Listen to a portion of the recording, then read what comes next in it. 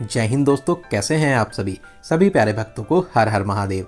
दोस्तों, आज के इस खास और इन्फॉर्मेटिव वीडियो में मैं आपको हरिद्वार और ऋषिकेश यात्रा की संपूर्ण जानकारी देने वाला हूं।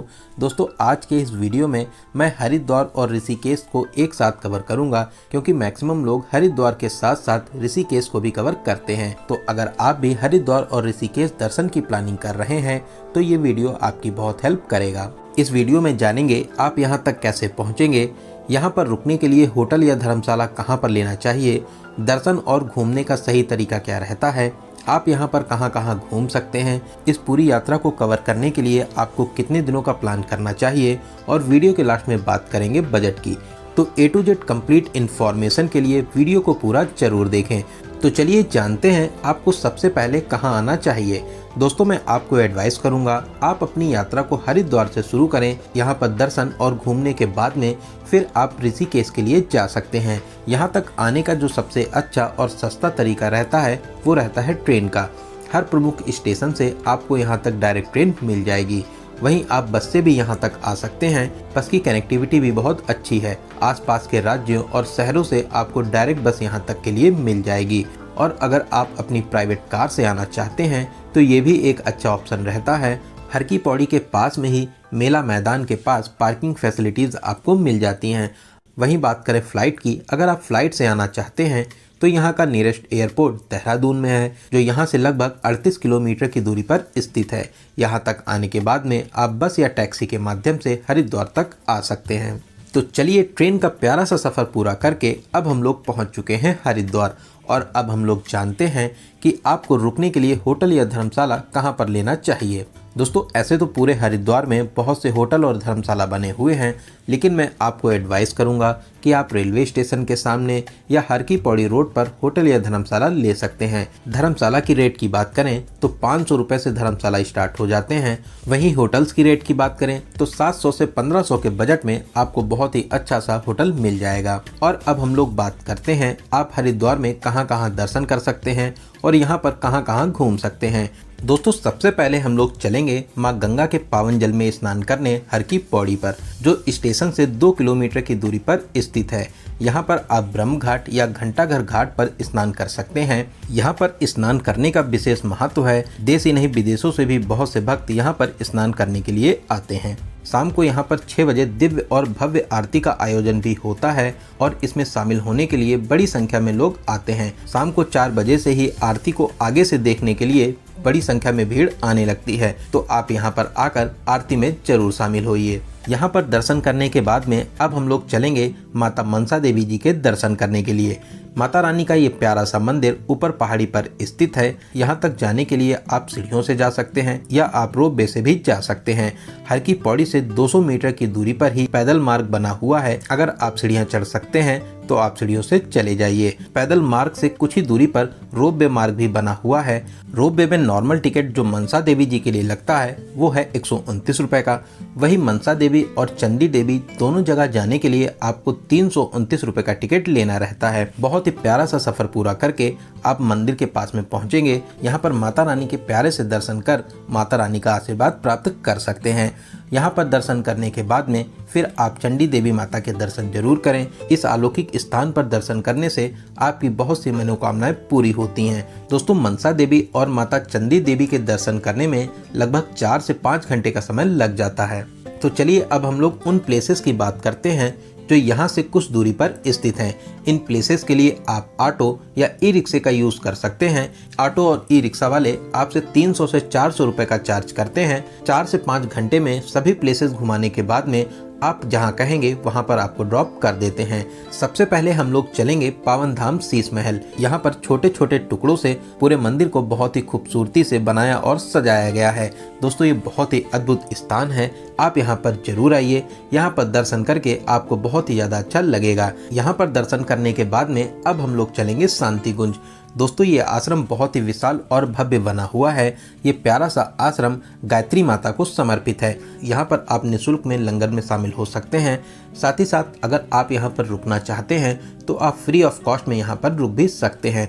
दोस्तों, यहाँ पर हिमालय भवन भी बना हुआ है, जहाँ पर हिमालय का बहुत ही प्यारा सा चित्रण किया गया है। आप यहाँ पर जरूर आइए, यहाँ पर आपको बहुत ही ज़्यादा शांति और सुकून मिलेगा। यहाँ पर घूमने के बाद में अब हम लोग चलेंगे आगे। हम लोगों का अगला स्थान है माता वैष्णो देवी मंदिर। यहाँ पर गुफा के स्वरूप में माता रानी का बहुत ही प्यारा सा मंदिर बना हुआ है। साथ ही साथ और भी बहुत से देवी देवताओं के यहाँ पर मंदिर बने हुए हैं। यहाँ से 100 मीटर की दूरी पर भारत माता मंदिर भी बना हुआ है। ये 7 मंजिला मंदिर हरिद्वार के प्रमुख मंदिरों में माना जाता है। यहाँ पर लिफ्ट के माध्यम से आप सबसे पहले 7वें मंजिल पर आ जाएंगे, फिर हर तल में दर्शन करने के बाद में बारी बारी से आप नीचे आ जाएंगे। सबसे नीचे भारत माता की विशाल प्रतिमा स्थापित है, आप यहाँ पर दर्शन जरूर करें। पास में ही श्री राम मंदिर भी बना हुआ है, आप यहाँ पर भी जाकर दर्शन कर सकते हैं। दोस्तों, इन मंदिरों के अलावा आप कनखल साइड वाले मंदिर को भी कवर कर सकते हैं। कनखल साइड में भी बहुत ही प्रसिद्ध और फेमस मंदिर बने हुए हैं। दोस्तों, आपको हरिद्वार में कम से कम एक नाइट का स्टे जरूर करना चाहिए, जिससे आप आराम से हरिद्वार के सभी प्रमुख स्थानों को कवर कर सकें। फिर अगले दिन और भी जितने प्लेसेस बचे हैं उन सभी को कवर करेंगे। फिर दोपहर के बाद में अब हम लोग चलेंगे ऋषिकेश। दोस्तों, ऋषिकेश हरिद्वार से लगभग 28 किलोमीटर की दूरी पर स्थित है। यहाँ तक जाने के बहुत से तरीके हैं। आप बस, टैक्सी, ऑटो, टेम्पो या ट्रेन के माध्यम से भी पहुँच सकते हैं। यहाँ तक पहुँचने के लिए 30 से 60 रुपये का किराया लगता है। वहीं दोस्तों, अगर आप पहले ऋषिकेश आना चाहते हैं तो आप आराम से पहले ऋषिकेश भी आ सकते हैं। ऋषिकेश में बहुत ही वेल कनेक्टेड बस स्टैंड बना हुआ है। दिल्ली, हरियाणा, पंजाब और आसपास के राज्यों और शहरों से ऋषिकेश तक के लिए आपको सभी प्रकार की बसेस मिल जाती हैं। वहीं आप अगर ट्रेन से आना चाहते हैं तो यहाँ पर बहुत ही प्यारा सा योग नगरी ऋषिकेश रेलवे स्टेशन भी बना हुआ है, तो आप आराम से ट्रेन के माध्यम से भी यहाँ तक आ सकते हैं। लेकिन दोस्तों, मैं आपको एडवाइस करूँगा कि पहले आप हरिद्वार को कवर करें, फिर उसके बाद में आप ऋषिकेश को घूमने जा सकते हैं। तो चलिए, अब हम लोग पहुंच चुके हैं ऋषिकेश और अब हम लोग बात करते हैं कि आपको कहां रुकना चाहिए। दोस्तों, ऐसे तो पूरे ऋषिकेश में होटल और धर्मशाला बने हुए हैं। मैं आपको एडवाइस करूंगा आप बस स्टैंड के आसपास होटल या धर्मशाला ले सकते हैं। वहीं आप अगर चाहें तो राम झूला या लक्ष्मण झूला के पास में भी होटल या धर्मशाला ले सकते हैं। धर्मशाला की रेट की बात करें तो 800 से 1500 के बजट में बहुत ही अच्छा सा धर्मशाला मिल जाएगा। वहीं होटल की रेट की बात करें 1000 से 2000 के बजट में बहुत ही अच्छा सा होटल भी ले सकते हैं। वहीं आप अगर यहाँ पर फ्री में रुकना चाहते हैं तो आगे वीडियो में मैं आपको फ्री में रुकने का भी तरीका बताऊंगा। शाम को सबसे पहले हम लोग चलेंगे राम झूला। राम झूला ऋषिकेश का सबसे प्रमुख स्थान है। ये प्यारा सा पुल माँ गंगा को एक किनारे से दूसरे किनारे पर जोड़ता है। जब आप बीचों बीच में पहुंचेंगे तो आपको लगेगा कि आप किसी झूले पर खड़े हुए हैं। बीचों बीच पहुंचने पर यह झूला बहुत ही ज़्यादा तेजी से हिलता है। तो अब हम लोग राम झूला पार करके आ चुके हैं दूसरे किनारे पर और अब हम लोग चलेंगे परमार्थ निकेतन। यहाँ पर गंगा नदी के बीचों बीच में शिव जी की विशाल प्रतिमा स्थापित है, जो ऋषिकेश का एक प्रमुख आकर्षण का केंद्र भी रहता है। शाम को 6 से 7 के बीच में यहाँ पर भव्य आरती का आयोजन भी होता है। आरती में शामिल होने के लिए बड़ी संख्या में भीड़ यहाँ पर उपस्थित होती है। यहाँ पर परमार्थ निकेतन आश्रम भी बना हुआ है, यहाँ पर आप जरूर घूमिए, आपको यहाँ पर भी बहुत ही ज़्यादा अच्छा लगेगा। दोस्तों, आप अगर यहाँ पर रुकना चाहते हैं तो आप यहाँ पर फ्री ऑफ कॉस्ट में रुक भी सकते हैं। वहीं पास में ही गीता भवन भी बना हुआ है, ये भी बहुत ही अच्छा सा आश्रम है। अगर आप यहाँ पर भी रुकना चाहें तो आप यहाँ पर भी आराम से फ्री में रुक सकते हैं। यहाँ पर भी घूमकर आपको बहुत ही ज़्यादा अच्छा लगेगा। इन प्लेसेस पे घूमने के बाद में रात में हम लोग अपने होटल में आराम करेंगे और अगली सुबह हम लोग चलेंगे नीलकंठ महादेव जी के दर्शन करने के लिए, जो ऋषिकेश से लगभग 30 किलोमीटर की दूरी पर स्थित है। राम झूला टैक्सी स्टैंड के पास से ही आपको बुलेरो मिल जाती हैं, जिसमें आने जाने का 150 से 200 रुपये चार्ज करते हैं। मंदिर में दर्शन कराने के बाद में आपको फिर से यहाँ पे ड्रॉप कर देते हैं। नीलकंठ महादेव जी का प्यारा सा मंदिर पहाड़ों के बीचों बीच में स्थित है। ये मंदिर अपनी विशेष मान्यताओं के लिए बहुत ही फेमस है। यहाँ पर दर्शन करने से आपकी सभी मनोकामनाएं पूरी होती हैं। दोस्तों, ये प्यारा सा मंदिर बहुत ही अद्भुत और भव्य शैली में बना हुआ है, जिसकी भव्यता देखकर आपका दिल और मन को बहुत ही ज़्यादा शांति मिलेगी। दोस्तों, ऋषिकेश अपनी एडवेंचरस एक्टिविटीज़ के लिए भी बहुत ही ज़्यादा फेमस है। यहाँ पर आप बहुत सी एडवेंचरस एक्टिविटीज़ को कर सकते हैं। आप यहाँ पर रिवर राफ्टिंग कर सकते हैं, बंजी जंपिंग कर सकते हैं, जिप लाइन का मज़ा ले सकते हैं और भी बहुत सी एक्टिविटीज़ हैं जिनको आप कर सकते हैं।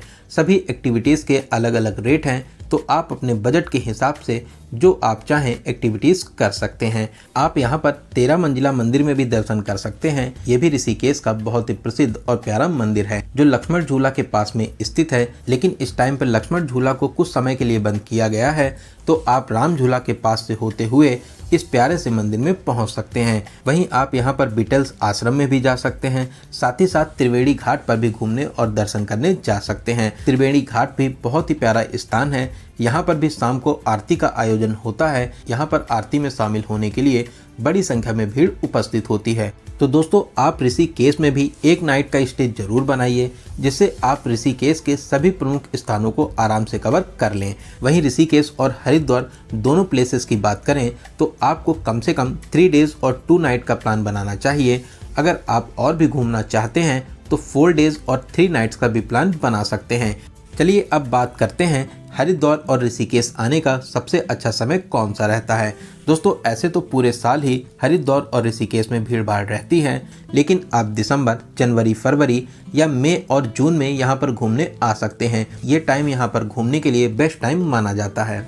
तो चलिए अब हम लोग बात करते हैं सबसे जरूरी क्वेश्चन, बजट की। दोस्तों, अगर आप 3 डेज और 2 नाइट्स का प्लान बनाते हैं तो 4000 से 5000 पर पर्सन के बजट में बहुत ही अच्छे तरीके से इन दोनों जगहों को कवर कर लेंगे।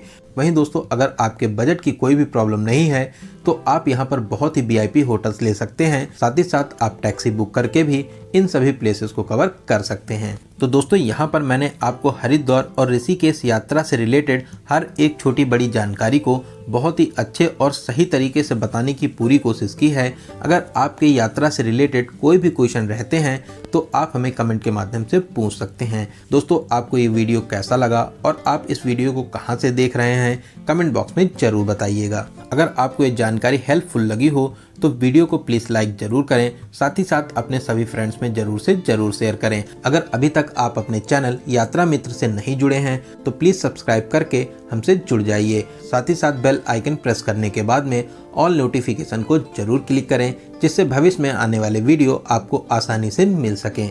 तो चलिए दोस्तों, अब मिलते हैं किसी ऐसे ही इंफॉर्मेटिव वीडियो में। तब तक आप अपना और अपने परिवार का बहुत ज़्यादा ख्याल रखें। आपकी यात्रा सफल, सुगम और मंगलमय हो। जय हिंद, जय भारत।